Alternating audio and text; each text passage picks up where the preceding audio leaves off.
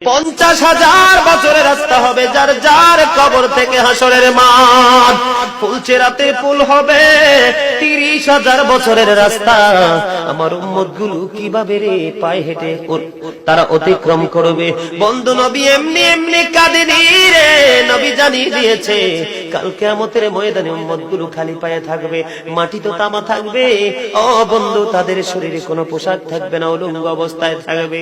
এবং মা আয়েশা প্রশ্ন করলো, গো প্রাণের নবী, জানতে মনে চায় নবী গো, এই যে আপনার উম্মতগুলো উলঙ্গ অবস্থায় খালি পায়ে সবাই থাকবে গো নবী, তারা কি নারী পুরুষ একসাথে? কয় হ্যাঁ, নারী পুরুষ একসাথে। তারা কি কেউ কারো দিকে নজর দিবে না? এবার আমার নবী বলেছে, আয়েশা রে, কেমন করে নজর দেবে রে আয়েশা?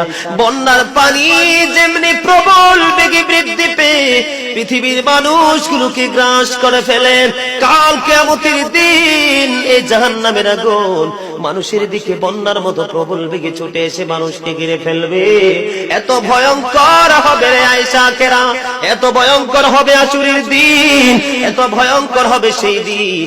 আর সেদিন এত বিপজ্জনক হবে, একটা পুরুষ আর একটা নারীর দিকে তাকাইবার মতো সুযোগ থাকবে না।